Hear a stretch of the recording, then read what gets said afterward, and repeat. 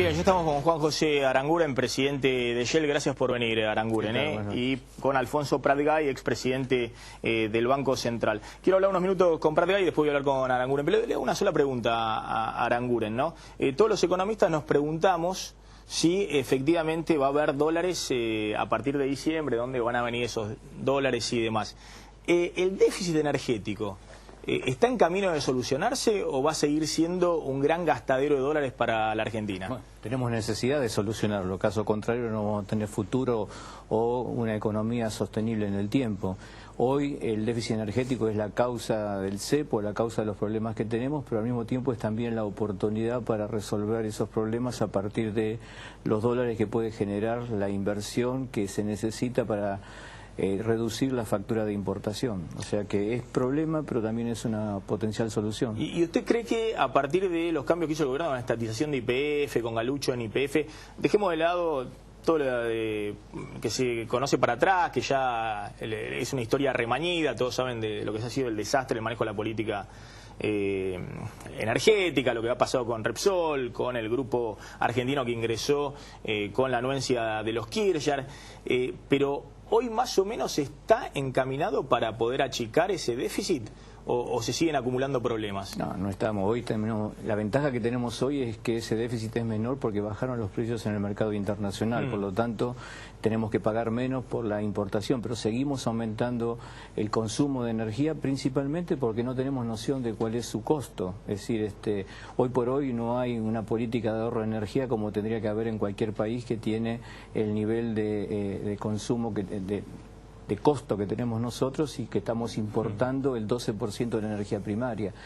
Creo que hoy lo que todo el mundo está esperando es ver cuándo la Argentina restablece condiciones, particularmente confianza, para que venga un capital inversor que permita transformar los recursos que tenemos en el país, que por suerte son muchos, y no solamente los fósiles, sino también otros tipos de energía, para poder transformarlos en reservas y así hacer frente a la energía que necesitamos. Le dejo picando un par de preguntas y me las contesta después. ¿Qué pasa si no hay final de ciclo político? Es decir, si en realidad gana Scioli, el candidato del oficialismo, ¿qué pasa con los empresarios? Usted es el presidente de una multinacional muy importante que opera en el país. ¿Qué pasaría en ese caso? Y después le voy a hacer una queja. ¿No es tan caro ya los combustibles? ¿Se puede aumentar todos los años 40, 50% las naftas en Argentina? No usted, ¿no? Sino a todo el sector petrolero. Alfonso Pratgay, gracias por venir. Gracias. Bueno, ¿decimos algo del saco? Sí, estamos en el mismo el televidente saque su conclusión. Simplemente una casualidad. A ver, ¿hay espacio para gradualismo, para shock? Uno tiene la impresión de que Scioli lo ha dicho esta semana con la UIA, después vamos a hablar con el economista jefe de la UIA, no va a haber ajustes, va a ser todo gradual. Macri por ahora oculta, no dice si gradualismo shock y no dice mucho en campaña. ¿Hay margen o se sigue discutiendo si a partir de diciembre el próximo presidente tiene que aplicar una política gradual o una política de shock para bajar la inflación, para levantar el cepo, para reducir el déficit fiscal? No, a ver, no hay margen para no cambiar. Me parece que en esta discusión entre cambio y continuidad, por eso no se le cree a Scioli, porque nadie piensa que Scioli pueda hacer exactamente lo mismo que está haciendo Kicillof. Porque hacer lo mismo que está haciendo Kicillof es quedarse sin reservas, quedarse sin energía, es tener más inflación, tener un déficit fiscal. Viste los últimos números del mes de abril. Entonces, obviamente el esquema actual desde el cepo cambiar en adelante, pero particularmente este año, es muy parecido al plan primavera. Yo creo que es interesante todo el recorrido que hiciste vos. Yo soy un poquito más grande que vos, así que me acuerdo alguna de esas circunstancias como un consumidor más. Enseguida te aparecen momentos de la historia económica argentina a los que podés comparar la situación actual, ¿no? Para que los que nos están viendo entiendan, toda la línea editorial tuya de cómo le hemos ido sacando valor al peso y cómo el peso ha sido una manera de sacarle recursos del bolsillo a la gente, ¿no? Porque es la única moneda que hay y con la maquinita le vamos sacando el valor. ¿O la vas devaluando? La vas devaluando. Sí, la vas devaluando, pero fíjate la paradoja. Lo que faltó agregar ahí es que hoy el dólar está barato. O sea, hoy, a pesar de todo lo que ha caído el peso cayó contra todos los bienes, ¿no? los bienes son más caros en peso nacional. El poder de compra del peso disminuyó. Claro, pero no contra el dólar, porque el dólar es la única variable, junto con tarifas, que el gobierno tiene deprimidas, y entonces se parece mucho al atraso cambiario de los 90. Seguramente Diego esto lo va a explicar mejor que lo puedo explicar yo. Si vos mirás hoy el tipo de cambio real, el dólar ajustado por los precios relativos a lo largo de la historia, hoy estás en el mismo nivel que la convertibilidad. Si sos un productor agropecuario, estás 20, 25, 30% por debajo, porque en la convertibilidad no tenías retenciones. Entonces, con ese tipo de cambio no podemos exportar, más allá de lo que nos pueda contar Juan José de la potencialidad del sector energético. El sector industrial y el sector agropecuario no puede exportar con este tipo de cambio. Pese que el dólar ha subido, yo contaba, hace 3 años teníamos un dólar a 4, hoy tenemos un dólar a 9, pero vos decís ese dólar... Sí, yo pensé que ibas a hablar de nuestra gestión, ¿no? Pues nosotros lo tomamos a 4, lo devolvimos a 3, no hubo inflación, la canasta básica entre el 2003 y el 2004 subió menos del 2% en 2 años. ¿Por qué hago esta referencia, más allá de la chicana? Porque se puede tener un sistema de inflación baja con tipo de cambio competitivo, sin déficit fiscal y con crecimiento del 9%. Y para eso no hace falta ajustar, que era tu pregunta. Shock o gradualismo, ni lo uno ni lo otro. Me parece que algunas cosas, en tanto y en cuanto hay que hacer un cambio, vas a tener que cambiarlas definitivamente. Y hay otras como la inflación que no la podés bajar de un día para el otro porque implica un costo insostenible. Entonces, en algunas tenés que encontrar gradualismo, pero en otras tiene que haber un efecto, si querés llamarlo, no lo llames shock, llámalo de otra manera. Pero, por ejemplo, la discusión del cepo cambiario, las de JAI, la autorización o no para exportar o para importar. Yo tengo una metáfora que quizás no estamos en el horario de protección al menor, pero más que cepo es... te tienen agarrado, digamos. Entonces, el presidente que te promete que se va a tomar 100 días durante los cuales te va a tener agarrado, y yo desconfío de eso. Pero para, Alfonso, porque vos mismo estás diciendo que el dólar a 9 pesos es un dólar que todos saben que está atrasado. El propio gobierno sabe que está atrasado, pues no te lo vende a 9 pesos. Solo te lo vende con la autorización de la AFIP, y si lo dejas depositado 1 año, si no te pone un recargo de 20% a 10,60.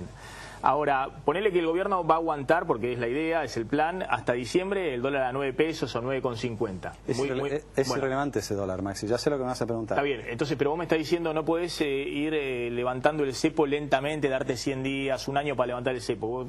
¿Vos crees que hay que hacerlo más rápido? Sí, absolutamente. Bueno, entonces, si vos levantás el cepo con el dólar a 9 pesos, 9,50, hay devaluación.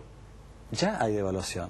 O sea, me sorprende que hagamos todavía esta disquisición acerca de si hay que devaluar o no hay que devaluar. Ya devaluó Kicillof. O sea, vos querés ir al banco a comprar dólares y decir, yo quiero todos los dólares a 9. Se te cagan de risa en la ventanilla, digamos las cosas como son. Ahora, resulta que a Kicillof nadie se le caga de risa. No, él ya devaluó, porque el dólar que querés comprar... Es decir, devaluó el año pasado y volvió a devaluar ahora, decís. Vale 12,5. O sea, no existe más el concepto de... A ver, podías decirlo durante la convertibilidad, donde había un dólar único, y entonces era muy barato y sabíamos... Ahora ya tenés el dólar menos relevante, y digo menos relevante porque ya prácticamente el 90% de las operaciones de comercio exterior se hacen o se anotan por lo menos al tipo de cambio libre o al contado con liquidación. Vos preguntale a un textil, un zapatero, a un productor de juguetes, preguntale a lo que quieras, incluso en el mercado interno, preguntale a Diego, ¿cuál es el costo de reposición y qué tipo de cambio usan para ese costo de reposición? Es decir, el importador que por ahí está vendiendo su mercadería y que la compró a $1.08 y demás, por ahí ya remarca en su mercadería un precio de reposición de esa mercadería, porque no sabe a cuánto le va a vender el Banco Central en el futuro el dólar. No sabe a cuánto lo va a conseguir. Sí. Ahora, si le va a vender los dólares para importar. Si le va a vender los dólares y sabe que no puede conseguir todos los dólares que necesita. Entonces, buena parte de las importaciones, si las quiere realizar y si las quiere pagar, las tiene que cursar. Ahora, Alfonso, sin chicanas y con todo el ánimo de entender y ver cómo se maneja esto. Vos sabés que si el próximo presidente levanta rápido el cepo, por más que vos decís, Kicillof ya devaluó, y el dólar pasa de 9 o 9,50 a 12 pesos, incluso por debajo del paralelo actual, bueno, todos van a decir, bueno, devaluó el próximo presidente. Yo creo que no. Yo creo que no tiene por qué ir a 12, pero digo... Ponele que vaya a 11, de todas maneras. Ponele que vaya a 11, sí. O lo que sea. No quiero hablar de un número, pero yo lo que digo es, vos podés levantar el cepo, y si haces las cosas bien, al levantar el cepo, hay un dólar que sube y todo lo demás que bajan. Baja el dólar paralelo, baja el contado con liquidación, baja el dólar turismo, baja el dólar tarjeta. ¿qué dólar me falta? Hay uno que me está faltando. Bajan todos menos el oficial.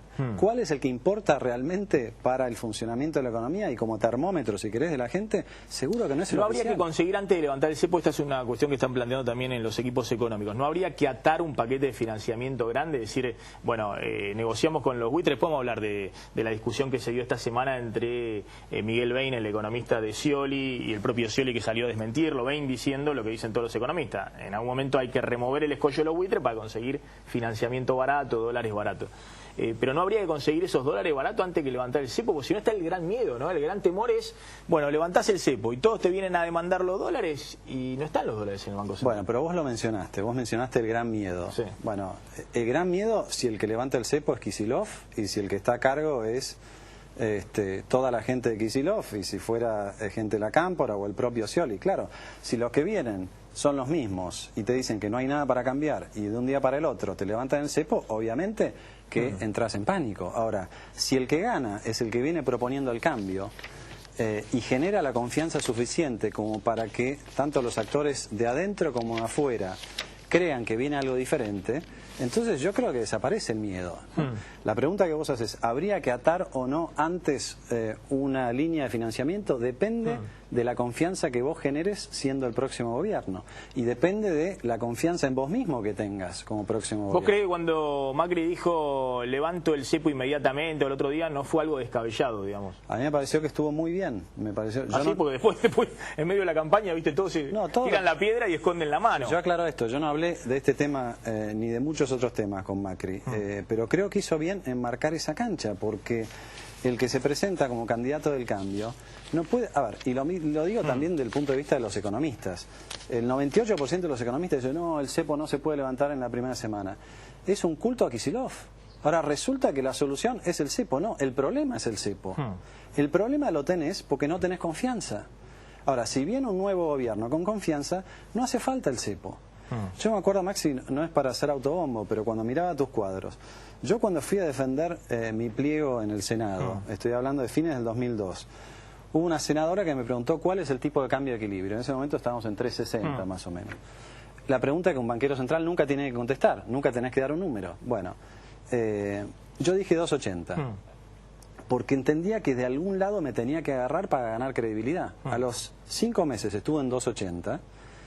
Y bueno, y la gente dijo, funcionó. Está bien, de todas maneras, seguía siendo un tipo de cambio Alfonso, en esta situación donde no hay ningún colchón cambiario, es decir, todos saben que el dólar es imposible que baje. Perdón, insisto con esto, el colchón lo tenés en el blue. El blue está en 12,5. Vos decís que el blue puede estar muy alto, pero claro que sí. Y el oficial muy bajo. Bueno, preguntale a lo que nos está mirando, ¿a cuánto lo compra? O mismo los que compran... Para vos el blue va a bajar, es decir, para los que guardan el dólar blue, para vos yo creo que la diferencia, tendrían que en algún momento empezar a venderlo. La diferencia entre levantar bien y levantar mal el cepo es si baja o si sube el blue. Y yo creo que si lo haces bien, baja el blue. Y si baja el blue, entonces todos los que estábamos... Es decir, el dólar oficial tendría que estar por debajo del blue y por arriba del oficial actual, digamos. Claro, se unifica. A ver, vos fíjate, el Banco Central sigue publicando todos los meses el informe del MULC. ¿Qué es el MULC? Para que nos ven, Mercado Único y Libre de Cambio. Resulta que ni es único ni libre, ¿no? Bueno... A ver, te dejo picando esta, ¿no? Y un poco lo ve también Claudio Suchovicki. Claudio está con ganas de tallar. Cuando habla con inversores. Justamente le doy el pie a Claudio Suchovicki. Hay algunos que dicen, bueno, sí, Macri hoy es el favorito de los mercados. Pero también está el tema de la capacidad política para lidiar con todos los problemas. Con los sindicatos que no van a querer quedar debajo de la inflación.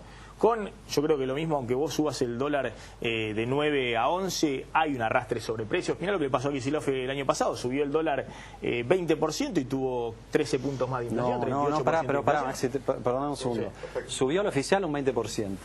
El blue subió un 60%. Entonces, los precios que estaban acomodados con el blue subieron, los precios que estaban acomodados con el oficial subieron. Entonces, esta lógica es obvio. ¿Por qué pasa eso? Porque falta confianza. Ahora, la diferencia es, si vos tenés un esquema creíble, baja el blue. Yo creo que hoy el blue tiene un impacto sobre el 70% de la canasta y el oficial sobre el 30%. Entonces lo podés hacer sin que haya impacto en precio. Claudio. Agrego un solo dato a lo que decía Alfonso. En principio, eso forma parte de los precios de hoy. ¿Por qué el blue vale 12.65? ¿Por qué baja? ¿Por qué bajó? Porque incluso tocó 16. Si no es porque la expectativa que tiene el mercado es precisamente lo que están hablando ahí. que es el día que se libere el cepo, hay más dólares por entrar que los dólares esperando para salir. Todos sacamos la cuenta. Y el central le debe a las automotrices tanto, a tanto, y cuántos dólares de remesas, de dividendos, etcétera. Pero en los últimos años, si vos tuviste, es una transferencia fenomenal de reservas a la gente. Yo me siento más cómodo con que lo tenga la gente porque en algún momento va a volver esa plata. Está esperando a 8.90, no va a volver, ya te lo dicen, si no hubiese vuelto ahora. Va a volver cuando encuentre un tipo de cambio creíble y único. Desde ese punto de vista, para mí el mercado a través de los precios habla y dice, tenemos confianza que en el próximo, gane quien gane, va a cambiar. No sé si es una decisión. Bueno, vos decís gane quien gane. Alfonso no dice gane quien gane.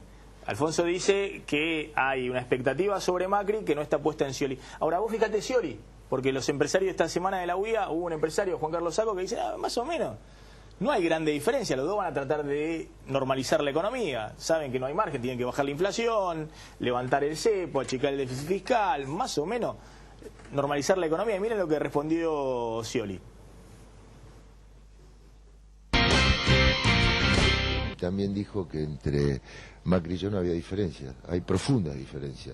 No es que no hay diferencia, hay profunda diferencia. De hecho, él estuvo en contra de la recuperación YPF, estuvo a favor de salir a pagar a los fondos WITE, estuvo en contra de la recuperación de la administración de los fondos de ANSES.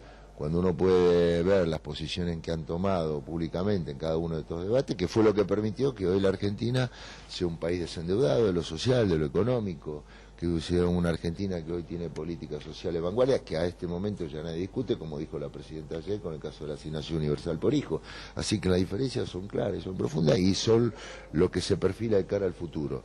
El cambio total como propone él y lo que yo propongo del sentido común, cómo buscamos sobre lo que hemos avanzado, cuidando estos logros y a partir de un país desendeudado que se abren inmejorables posibilidades particularmente para la industria, el comercio y el campo.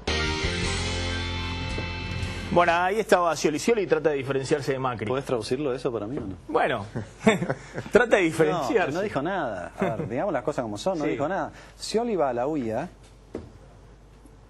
en un momento en que llevamos 21 meses de caída de la producción industrial y el tipo sale y no dice nada. O sea, realmente es un milagro de la comunicación, Scioli. Entonces, por eso no sabemos qué va a hacer Scioli. Ahora, si el discurso es, vamos a seguir haciendo lo mismo, y sabés lo que va a pasar, te vas a quedar sin reservas el año que viene. Es tan fácil como eso. Claudio, ¿vos crees que tanto Scioli como Macri y también Massa tienen más o menos la misma idea en la cabeza de normalizar la economía? ¿O no? A ver, yo quizás ahí soy menos teórico. No, desde el punto de vista de que no creo que esto se defina en un escritorio. Es confianza y si el mercado confía o no confía. Vos lo podés hacer programado porque te ganaste la confianza de la gente y si no el mercado lo hace por vos. Y siempre pongo el ejemplo de Brasil. Brasil no quería cambiar, ganó Dilma, se sucedió a sí misma. Puso al mismo ministro de Economía, no quiso cambiar, el dólar se le fue a 3.30, a los 2 minutos cambió el ministro de Economía, puso un amigo del fondo y el dólar le bajó a 2.90. En algún punto, si no haces el cambio, no te entra plata, y si no tenés plata, por más voluntad que tengas de no cambiar o lo que fuera, a veces el mercado te obliga. No siempre las cosas se deciden, voy a hacer esto. Uno no siempre hace lo que quiere, a veces hace lo que puede con lo que tiene. A ver, está con nosotros Juan José Aranguren, el presidente de Shell. Hay cierto clima con la Argentina, que pese a lo que todos ven, que es una economía, ya no por cuestiones ideológicas, me imagino, con Cristina, porque a Evo Morales le prestan al 4% anual en dólares, tiene 4% de inflación, está lleno de reservas en el Banco Central, la economía crece 4%, 5% todos los años, la boliviana. Pero está la expectativa de que a partir de diciembre Argentina puede ser una gran oportunidad. Hay una nota hoy del Wall Street Journal donde dice que Argentina es la joya a mirar por los inversores. Ya la tiene subrayada Suchovicki. Es así, digamos, hay mucha expectativa de las multinacionales. Es un poco lo que decía Alfonso, ¿no? Entre el dilema de cambio o de continuidad. Hoy hay una expectativa, una esperanza de que se produzca un cambio real. Caso contrario, no vamos a tener los dólares suficientes para pagar las importaciones de energía que hoy estamos haciendo. Hoy, con suerte, este año vamos a terminar en 5.000, 5.500 millones de dólares de déficit de la balanza energética solamente. Y díganme ustedes cuáles son las reservas líquidas del Banco Central, 15.000 y 16.000 millones de dólares, 3 años solamente de energía. O sea, si no introducimos un cambio en un sector donde el ciclo de inversión es largo, son 4, 5 o 6 años, no vamos a tener energía suficiente para poder mover el aparato productivo del país. Por lo tanto, el mercado hoy que le está prestando YPF al 8,6%, cuando ANCAP, una empresa muy chiquita de Uruguay, estatal, se está financiando a 10 años al 4,5, es una demostración de que este sistema, este modelo está agotado, por más que quiera continuarlo. Y por lo tanto, aún este modelo, si no introduce algún tipo de cambio, el actual, no va a tener la posibilidad de tener un futuro sostenible. Yo insisto, a Scioli hay que mirarlo con cuidado, digamos, porque tiene una estrategia política y después hay que ver, uno piensa, yo coincido con lo que dice Alfonso, de que no hay margen para volver a crecer al 4 o 5% anual en estas condiciones. Le pasó a Kicillof, está tratando de reactivar la economía en los últimos 3 años, dándole al gasto público, el consumo y demás, y la economía sigue ahí. Pero bueno, yo siempre muestro un diagrama de Bain, lo llamo, no el diagrama de Venn, sino el diagrama de Bain, que es el diagrama que muestra Bain en las presentaciones privadas, que es ese grafiquito que ya mostré varias veces, donde dice que hay que corregir prácticamente todo el modelo económico, corregir el déficit fiscal, mejorar la competitividad de los generadores de dólares, corregir el déficit externo, corregir los precios relativos, los subsidios para recortar el déficit fiscal, bajar la inflación, nuevo Banco Central, pacto social. Es decir, prácticamente para Bain hay que corregir todo. Y esta semana agregó negociar con los fondos buitre, una quita del 30%. ¿Vos crees que se puede hacer esa quita? No, yo creo que primero yendo al cuadro, sí, y conectándolo con tu introducción, es un poco la historia de siempre de Argentina. Siempre que hay un cambio de gobierno hay que corregir. Algunos maliciosamente lo llaman ajuste. Yo creo que ajuste no aplica por 2 razones. Primero, porque ajuste, por lo menos desde el punto de vista del significado literario de la palabra, significaría, si vos llevas tu auto al taller, que te hagan algunos ajustes. Te llevas tu auto. No. Me parece que va a tener que hacer un cambio que va mucho más allá de una cosa marginal, ¿no? Y la otra cuestión es que históricamente en Argentina ajuste está asociado a pérdida del poder adquisitivo de las clases más vulnerables. Sí, o una mega devaluación. Esto no tiene por qué ser así, porque es la primera vez en la historia que tenemos un déficit de 5 puntos del PBI, pero con una recaudación de 40 puntos del PBI. O sea, para que se entienda bien, a lo largo de esa historia que nos pasaste, cuando asumió Alfonsín, la recaudación tributaria nacional y provincial era de 13 puntos del PBI. O sea, era la tercera parte de lo que es hoy. Entonces, claro, cada vez que tenías que corregir algo, te quedabas sin nafta, porque no tenías los recursos. Ahora el problema no es que te faltan los recursos, el problema es que una vez que tenés los recursos, los gastás mal, lo malgastás, lo derrochás. Entonces, cortar el derroche no es ajuste. Bueno, también tenés el financiamiento, ¿no?, para cubrir ese déficit. Esta semana se conocieron los números del primer trimestre, ¿no?, el déficit fiscal. Y yo muestro el agujero negro para este año. Todo se estima va a estar más o menos en 250.000 millones de pesos, tal vez un poco más. Ese es el agujero negro, mira. ¿Está tan negro o no lo veo? Claro, ahí estás viéndolo, sí. El agujero, 250.000 millones de pesos. Y bueno, ¿cómo se hace? Emitir pesos ya no te da. Bueno, seguís emitiendo, más inflación, más corrida al dólar. Bueno, pero es lo que está pasando, ¿no? O sea, desde que asumió Vanoli, la base monetaria que venía creciendo ayúdame Claudio, venía creciendo al 15% más o menos el año pasado, sí, cuando asumió Vanoli, ahora ya está en 30%, ¿no? Digo, subir impuestos tampoco ya hay margen, una economía en recesión no estancamiento. Sí. Recortar el gasto, bueno, muchos dicen, sí, subsidios económicos. Subsidios, a ver, energía, luz, gas. Y todo lo que sobra, digamos, subsidiar a las clases más pudientes, yo creo que eso no está bien. Claro, pero ahí tenés que subir tarifas en Capital y Gran Buenos Aires, de luz, gas. Sí, bueno, está bien, de luz, gas. ¿Cuánto, te fijaste cuánto pagaste vos el último bimestre de gas o no? Yo pago bastante porque vivo en el conurbano, ya me sacaron los subsidios. Pero bueno, es cierto, un 3 ambientes en la ciudad de Buenos Aires paga 70 pesos por bimestre. Por bimestre. Que es lo que vale una garrafa si la conseguís al precio subsidiado de 90 pesos del gobierno. Entonces, si la conseguís. Poner el número que quieras. Sí. Yo no voy a hablar de un número, pero de 35 por mes a lo que sea, impacto en tus gastos mensuales es nada. Creo que la comparación con la garrafa es errónea. Una entrada de fútbol cuesta 130 pesos, un pocillo de café cuesta 35 pesos. Y vos estás diciendo que 2 pocillos de café lo que consumís en gas en un bimestre. En un 2 ambientes, un 3 ambientes. Bueno, pero vos sabés que todos los candidatos lo que están diciendo es, miren, ¿viste lo de abajo? El signo interrogante, abrímelo la placa. La de abajo, ¿viste? Dice emitir deuda. Claro, todos dicen, acá no pasa nada, abrimos la ventanilla de financiamiento y todos esos 250.000 millones de pesos de déficit, en vez de financiarlo con la maquinita del Banco Central o subiendo impuestos o cobrándole más a la clase media el tema de las tarifas, salimos a buscar y los amigos de Suchovicki que están esperando invertir en Argentina nos financian 10.000 millones, 20.000 millones de dólares por año de déficit fiscal. Déjame engancharte los dos temas porque tiene que ver con el cambio. Imagínate que vos decís, bueno, la solución es emitir deuda. Buenísimo, voy a emitir deuda. Y le vas a dar a alguien, che, préstame plata. Sí. ¿Y cómo es tu situación? Gasto esto y mi ingreso es mucho menor. Si no haces ningún cambio, no va a venir plata. Vos decís, bueno, ¿y cómo me vas a pagar a mí? Solo estás tirando el problema para adelante, pero después me sumás a mí a todos los buitres que tenés atrás. Entonces, en algún punto tiene que haber una muestra, una política, como cuando vas a pedir un crédito. ¿Por qué pedís un crédito? Porque estoy debiendo. Y señor, ¿cómo va a ser para pagarme el crédito? ¿Un año? ¿No te dan un año de gracia? ¿El primer año de gobierno? Ponele, pero vas a tener que ofrecer un plan. Es decir, un plan... Vas a tener que decir de dónde vas a salir la plata, porque si no es estirar el problema. Tomar deuda ya lo hicimos muchas veces. Si no viene atrás con un cambio de fondo para repagar esa deuda, y Argentina tiene historia. Y además hay que ser buen pagador para volver a tomar deuda. Y no creo que nosotros podamos dar ejemplo en el mundo de que somos buenos pagadores. Bueno, los que ya han sido buenos pagadores, han pagado todo. Estoy hablando de Argentina, ¿no? Sí, pero desde el 2003, desde el 2005 que Argentina renegoció su deuda, se pagaron con quita. Bueno, ese es el gran todos truco. los vencimientos. Ese es el gran truco, que del pico incluido Banco Mundial, FMI. Pero con quita. Ahora, y Juan José, acabamos de hacer un pago al Club de París. Correcto. Es la primera vez en la historia que un país renegocia una deuda con el Club de París sin quita de intereses punitorios. Kicillof se tomó el avión, estuvo 48 horas, Cristina lo aplaudía, pues se sentó con 25 ministros de Economía. Sí, claro, si Kicillof estaba desesperado por pagar, yo quiero estar del otro lado, y sigo sumando la factura, digo, pagame esta también. Te olvidaste de pagarme el peluquero, ¿no? O sea que en algún punto lo que dice Maxi es cierto, pero el discurso que se instaló, y desde el punto de vista de la credibilidad hacia afuera, es que no somos buenos pagadores. Yo hice un ejercicio que algún día lo voy a mostrar, que es, tengo tiempo para explicarlo, son dos alternativas, dos inversores alternativos, ¿no? En el 98. Sí. ¿Por qué digo 98? Porque fue una de las últimas emisiones de deuda que hizo Cavallo antes de que viniera el tobogán. Sí. ¿No?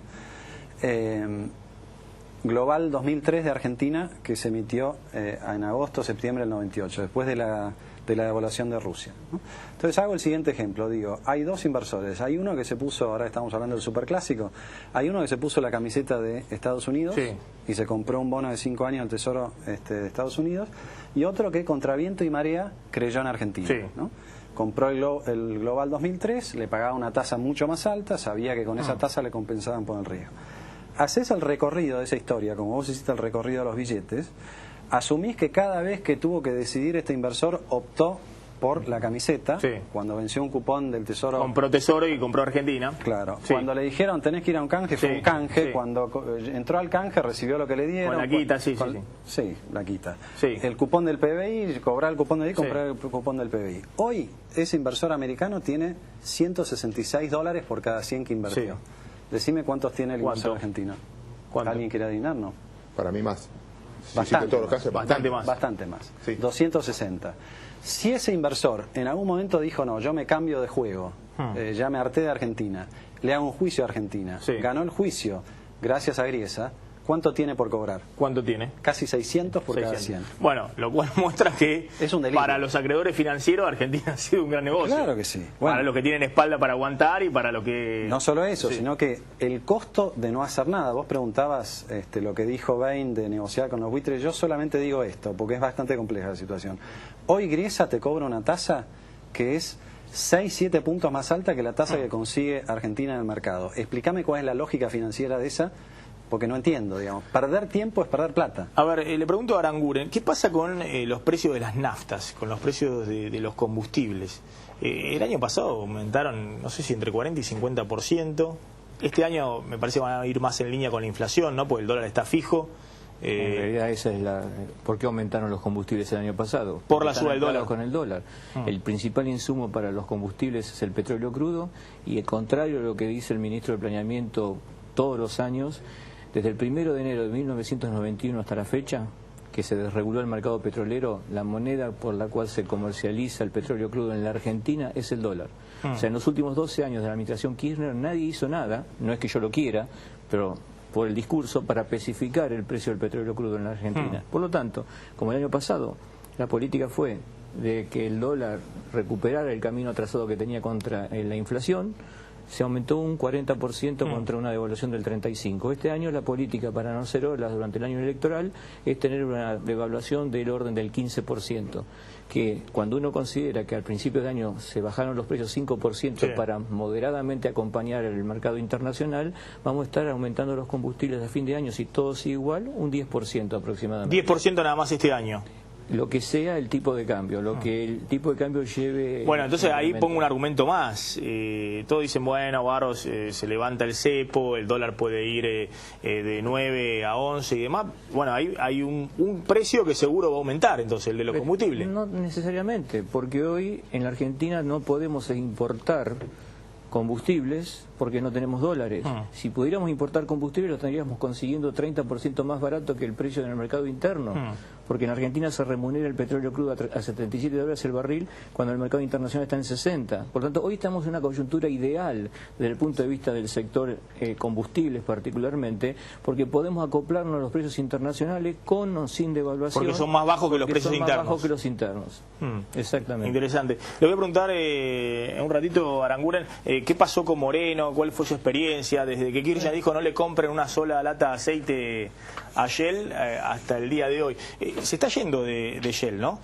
Sí. En un mes más. En un mes se retira como presidente. Es decir, más o menos como el final del ciclo político del kirchnerismo. Al final... Yo empecé el 1 de enero del 2003 y Kirchner empezó el 25 de mayo del 2003. Después de todo convivieron entonces. Fuimos contemporáneos. Sobrevivió Shell en la Argentina y sobrevivieron. Aprendimos mutuamente. Aprendieron hubo roces fuertes, ¿no? Hubo. Denuncias penales. Pero hay una paradoja. Sí. En el 2003 había 4 compañías importantes en el mercado de combustibles: Repsol y YPF en orden de volumen, Shell, Exxon y Petrobras. Petrobras, la mitad se vendió a un experto en tragamonedas. Cristóbal López, sí. Cristóbal López. Exxon en el año 2012 decidió irse en el sector downstream de la Argentina y se la vendió a un empresario local, la familia Bulgeroni.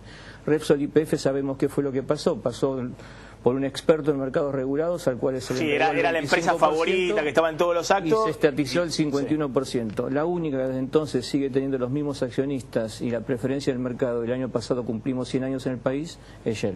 Sí, de todas maneras, yo siempre dije, no sé si me equivoco, no he visto el mercado petrolero, me parece que Shell no es una empresa demasiado relevante hoy en el juego grande del mercado petrolero argentino, ¿no? Esa es la segunda. Todo depende de qué considera. Primero es YPF. Primero es YPF y después viene Shell. En cantidad de estaciones de servicio. En cantidad de estaciones de servicio y en volumen vendido en el mercado. Lo que pasa es que en los últimos 12 años... No tienen el upstream, es decir, no tienen... Sí, estamos explotando en vaca muerta en este momento. Tenemos se metieron. Bueno, antes no tenían, ahora se metieron. Como nosotros creemos en la Argentina, en el año 2011-2012, pensando en que va a venir un cambio, hemos invertido y estamos en este momento perforando y los resultados son muy buenos en vaca muerta. Apostaron a los Kirchner entonces, ya en el 2011-2012 invirtieron en vaca muerta. Acabo de decir que apostaba que yo me iba de la compañía y de paso también terminaba una administración. Hicieron un pacto, pongo los dólares, invierto. Pero ¿y qué invirtieron? ¿Bajo qué regulación, digamos, no? Porque se conoce el decreto Chevron, específico para Chevron, y después la ley de hidrocarburos. Es un buen comentario, si querés lo hago, porque...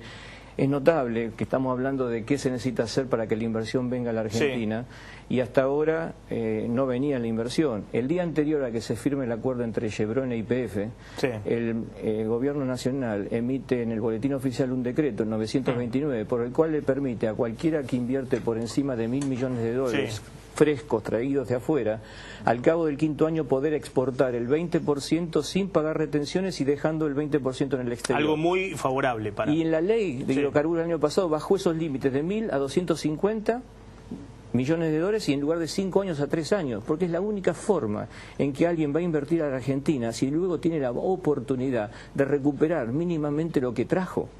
Caso contrario, nadie va a poner. Es decir, se le dan muchas facilidades al inversor en el sector petrolero. Muchas facilidades. Nadie hace beneficencia en ningún negocio. Normalmente el que pone algo quiere sacar más.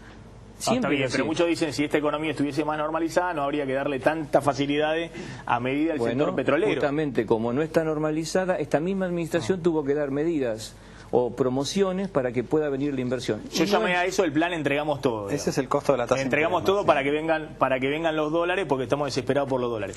Pero bueno, algunos lo beneficiaron, digamos, algunas empresas la ven como nosotros no entramos por este mecanismo, quiero aclarar. Nosotros no entramos como inversión genuina, porque creemos que necesariamente el mercado argentino, especialmente en el sector de la energía, se va a recuperar y va a requerir inversiones multibillonarias. Dejo picando la de Moreno. Maxi, ese es no quiero que te sientes de vuelta, pero ese es el costo de la tasa de interés. Digamos, a Chevron le dan todas esas garantías porque es un negocio de largo plazo y la única manera de bajar la incertidumbre es con esas garantías. Si hubiese una tasa de interés más baja de la Argentina, Bolivia 4,5, la rentabilidad Paraguay, que te exigirían sería menor. Está Diego Coats, que es el experto en economía real, ¿no? El economista jefe de la Unión Industrial Argentina. Diego, vi algunos gráficos que me llamaban la atención, que elaboraron desde la UIA, donde se ven, esta es la producción industrial, ¿no? Que estuvo toda para abajo en el 2012, recuperó en el 2013 con el tema de los bienes de consumo durable, el boom del sector automotriz en el 2013, y está más o menos hace 21 meses, como decía, o 20 meses,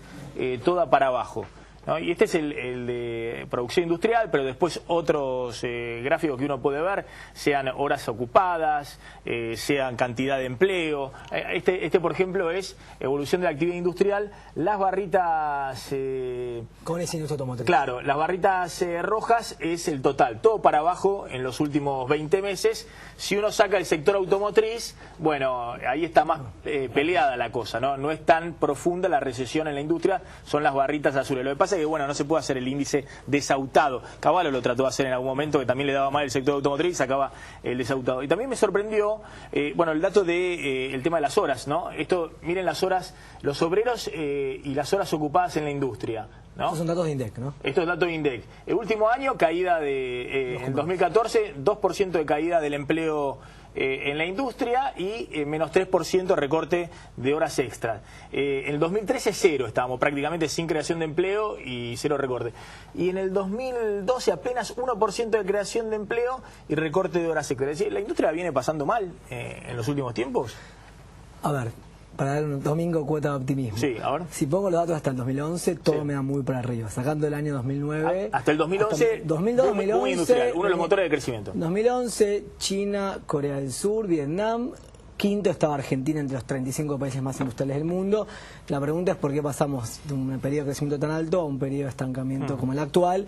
Yo creo que se podía seguir creciendo, no era inevitable tener estos indicadores. Esa es la parte positiva. La otra parte positiva es que si nos paramos al principio del 2014, uno está pensando en 2015 mucho peor, digo, ¿no? Estamos pensando cuál va a ser el tipo de cambio, cuál va a ser la inflación, va a seguir la recesión industrial.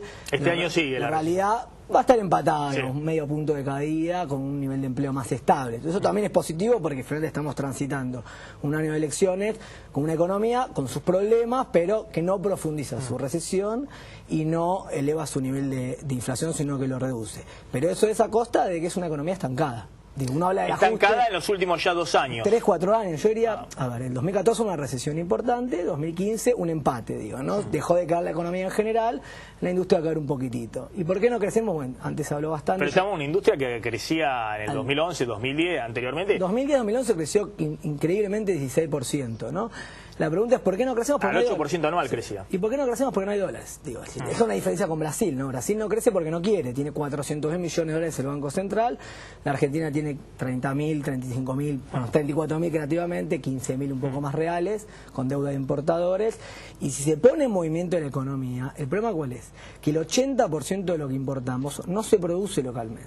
Entonces no es que se puede... Hay que conseguir los dólares para comprar esos insumos y que funcionen en la industria. Es como el tema energético, no es que se puede frenar las importaciones. La única forma de frenar las importaciones es que la actividad crezca menos o caiga. Después hay un 20% que con DEJA y la Administración del Comercio se puede jugar un poco en algunos bienes, pero la mayoría de lo que importamos son bienes de capital, que Argentina dejó de producir, y productos electrónicos, y se suma el tema energético. Entonces, si la economía quiere volver a crecer, y sobre la base de más industria y más sector real en general, porque el paquete tecnológico del agro es importado, sacando un par de empresas, todo el paquete tecnológico sigue siendo importado, si se mueve la construcción, todos los bienes de capital son importados, entonces la única forma de... Necesita dólares para comprar esos insumos o bienes de capital. Y hacerlo más difícil, digo, porque de eso no hablamos los economistas, digo. El manejo de la deuda, como vos mostraste en tu informe, es clave porque la Argentina le restó 14 ceros a su moneda. Brasil 13, digo, ¿no? Ecuador dolarizó, digo. Es un tema regional, Argentina está un poquitito peor.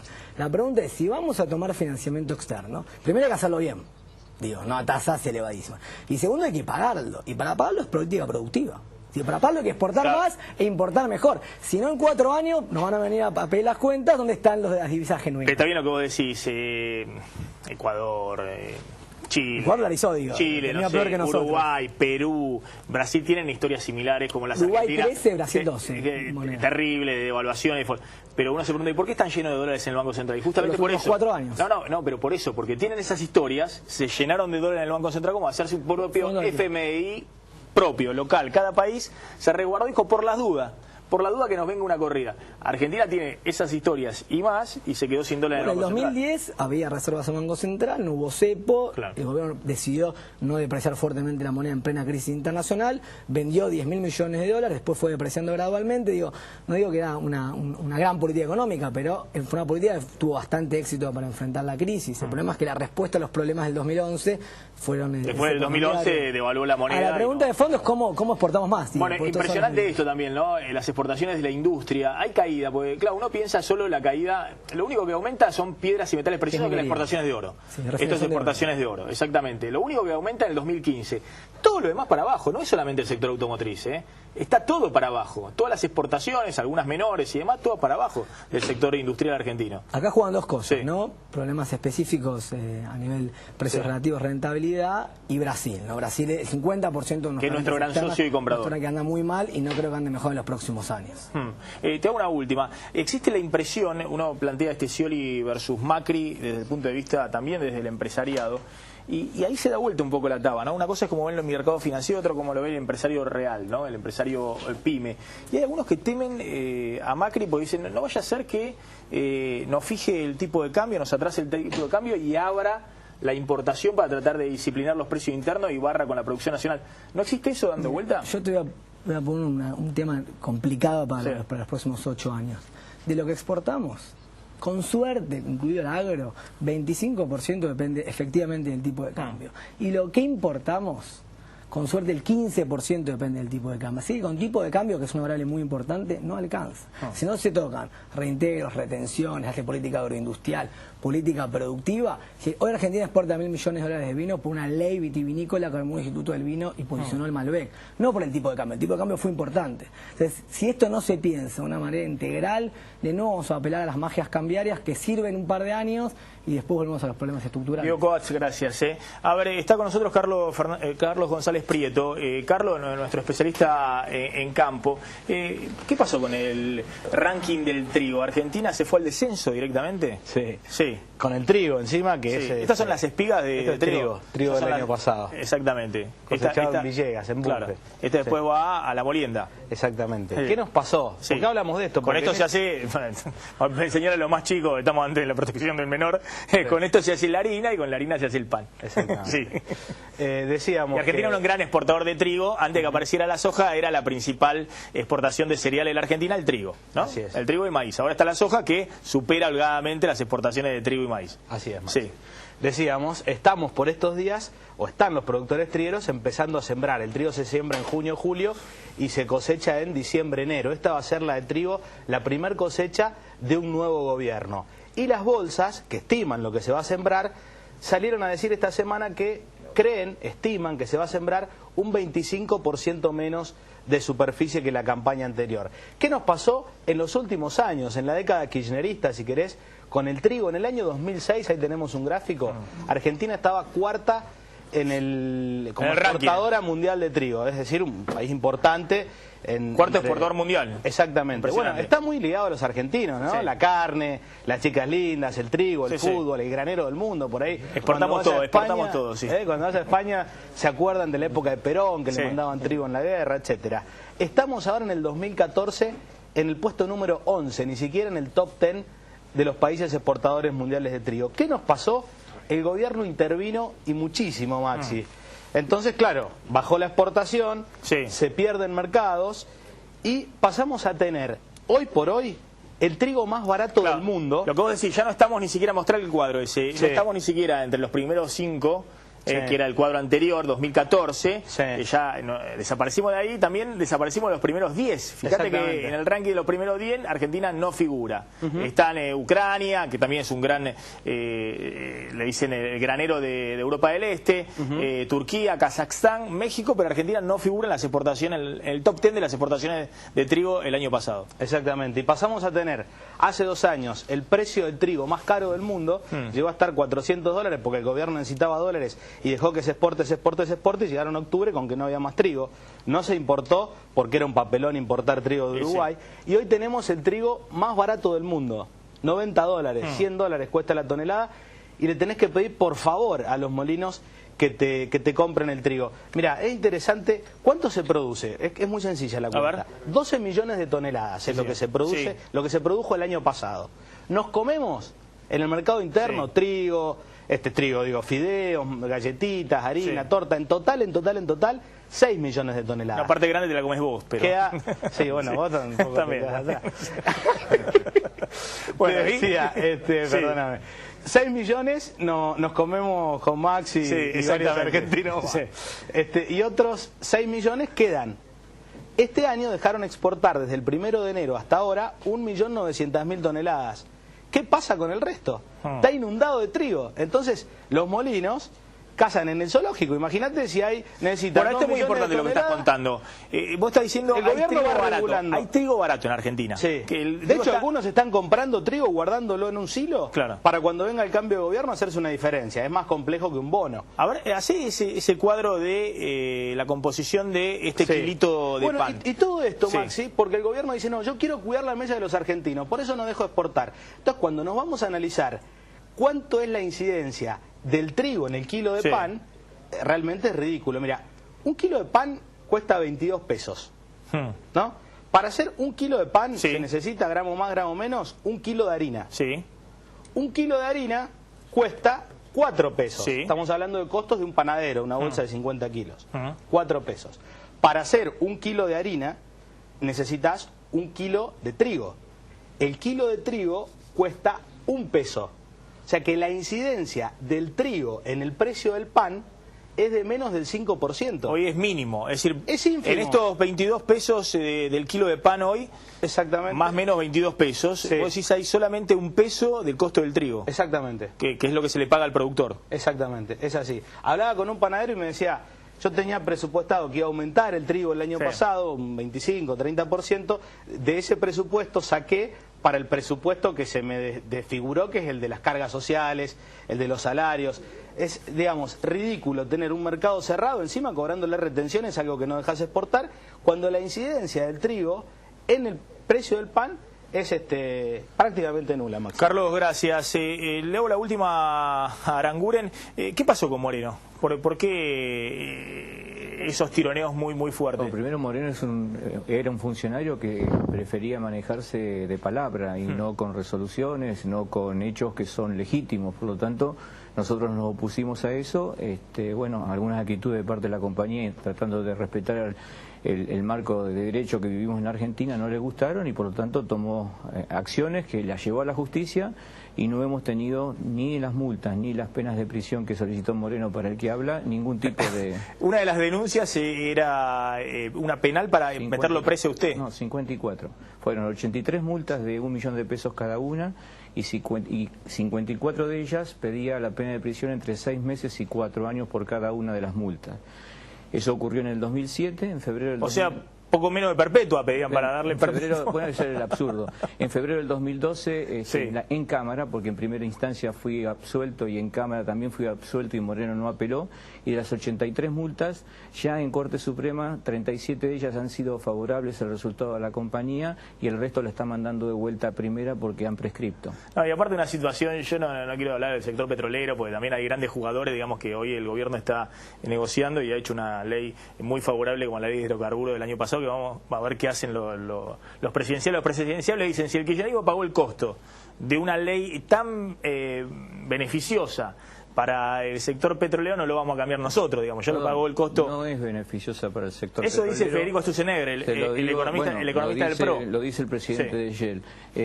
¿Por qué? Porque esta ley no fomenta la competencia, garantiza el statu quo. Es muy beneficiosa para algunas empresas, para las que están operando. Para los que están, y el 50% de los que hoy está se llama YPF Sociedad Anónima, en la cual el ministro de Economía es el director por parte del Estado, en contravención con lo que dice la Ley de Ética Pública en su artículo 13.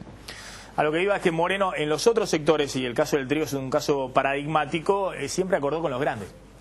O con los supermercados, o con los molineros, o con los grandes operadores faenadores avícolas. Es decir, siempre fue y era siempre su teoría. La concentración del mercado era beneficiosa porque era negociar con pocos operadores los acuerdos de precio. Bueno, así le fue a Moreno. Perdón, el método era el de la extorsión, ¿no? Sí. Lo acaba de explicar perfectamente Juan José. Juan José es un ejemplo de que se puede ser empresario y no hay por qué rendirse a las discriminaciones y las extorsiones del funcionario de turno, ¿no?